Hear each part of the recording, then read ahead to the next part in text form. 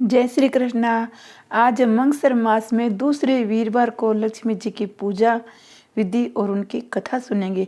मंगसर मास के 4 वीरवार करे, 4 ना तो 2, 2 ना तो 1 करने से लक्ष्मी की कृपा प्राप्त होती है। व्रत न करे इसके तो कथा अवश्य सुने और लक्ष्मी जी को भोग लगाए। श्री शौनक मुनि बोले, हे महाराज, आप वेद व्यास जी की शिष्य है, सो वे अब मैं बस होकर श्रवण रखने की इच्छा रखता हूँ कि कौन कर्म करके स्त्री भाग्य वाली होती है, कौन कर्म करके स्त्री पति को प्यारी होती है और कौन से कर्म करके स्त्री लक्ष्मी होती है। श्री सूत जी बोले, मुनिवर, ये बात परम दुर्लभ है, सुनो, मैं थोड़े इसमें मैं आपको ये बताता हूँ। द्वापर युग में यादस्वर नाम का राजा हुआ। वह वेद शास्त्रों को जानने वाला था। उसके सत्य बोलने वाली, पिता को प्रश्न करने वाली सुंदर पुत्री श्यामवाला हुई। एक दिन बहुत अच्छा जी करके सखियों के साथ वह खेलने के लिए बाहर गई। इस अवसर पर एक बुढ़िया ब्राह्मणी का भेष धारण करके लक्ष्मी माँ उसके घर आई। सोचने लगी कि राजा के घर चलना चाहिए, वहाँ भी सूत जी की कथा कहूँगी। ये विचार करके वे राजा के महल में गई, जिनके चारों ओर ध्वजा फहरा रही है। स्वभाव मान है। दरवाजे पर पहरा देने वाले दासी से बुढ़िया ब्राह्मणी ने पूछा, अंदर जाने का रास्ता कहाँ है? श्रुति चंद्रिका रानी से मिलूंगी। ब्राह्मणी की वाणी सुनकर दासी कोयल के समान मधुर स्वर में बोली, हे ब्राह्मणी, तुम्हारा क्या नाम है? तुम कहाँ से आई हो और तुम कैसे आई हो? रानी से मिलने का क्या प्रयोजन है? मैं सुनने की इच्छा रखती हूँ। ब्राह्मणी ने कहा, दासी, मेरे आने का कारण जानने की तो तुम्हारी बड़ी इच्छा है, तो सुन, मेरा नाम कमला है, मेरे पति का नाम भुवनेश्वर है, नगरी मेरी द्वारकापुरी है। अब मेरे आने का कारण सुन। तुम्हारी ये रानी पीछे दिल में वेश्या की स्त्री थी, सदा दुखी रहती थी। इसने एक दिन अपने पति से कलह किया, पति ने इसको मारा पीटा, तब ये घर से बाहर निकलकर रोती हुई चली आई। इसके रोने की आवाज़ सुनकर मैं इसके पास आई और मैंने सारा वृत्तांत पूछा। उसने हुआ सो सारा हाल मुझे कह सुनाया। मैंने इसको स्रोत व्रत करने का उपदेश दिया।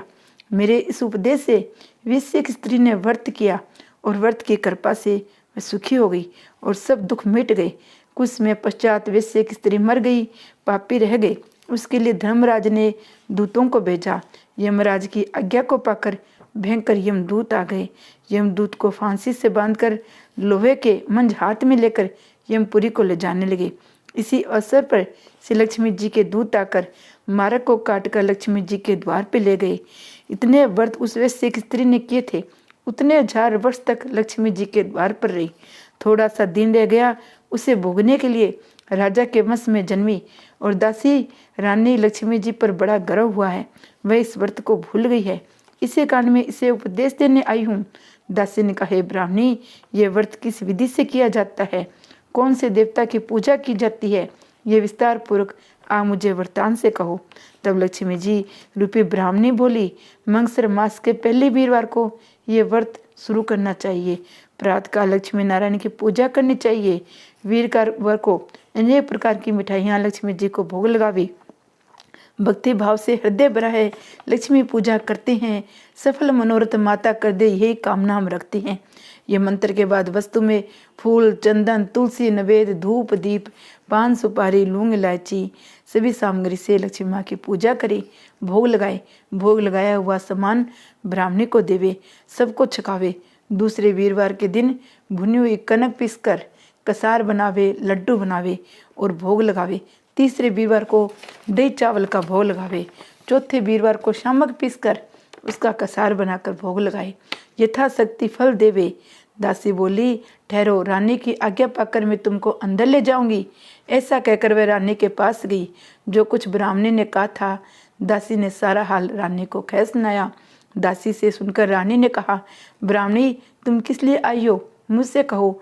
ब्राह्मणी बोली, तेरी अनिति को देखकर मेरे को तेरे घर आने की इच्छा हुई है। दुष्ट, मैं तेरे से क्या कहूँ? तुझे अपने धन पर अभिमान है। ये सुनकर रानी के नेत्र क्रोध से लाल हो गई।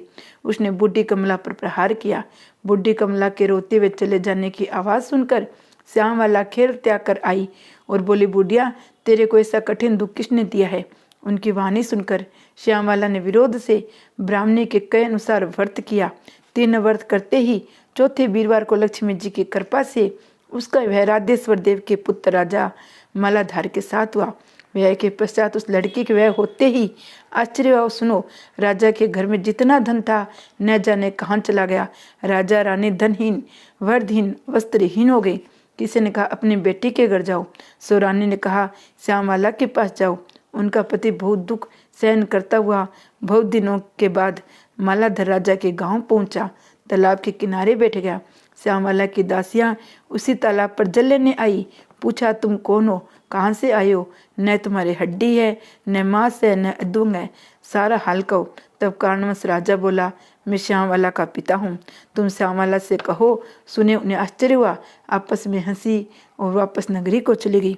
उन्होंने सारा हाल श्यामवाला से कहा। श्यामवाला ने कहा अन्न, वस्त्र और दिव्य पदार्थ सेवक के साथ बेचे, अच्छा बनाकर नगरी में ले आई। श्यामवाला ने अपने पिता को दही चावलों का भोजन करवाया। 4 दिन गुजरे तो कुछ दिन बाद धन देकर विदा किया। राजा ने आकर पात्र खोला तो उसमें कोयले भरे हुए थे। कोयले को देखकर राजा रानी रोने लगे। तब रानी चंद्रिका श्यामवाला के नगर गई और तालाब के किनारे बैठ गई। जैसे श्यामवाला ने अपने पिता को मान सम्मान के साथ बुलाया था, वैसे माता को भी आदर के साथ बुलाया। इसी अवसर पर श्री लक्ष्मी जी के व्रत का अवसर आया। जब श्यामवाला ने अपनी माता को व्रत कराया, व्रत करके रानी अपने घर आई। लक्ष्मी जी की कृपा से धन घर से परिपूर्ण हो गया।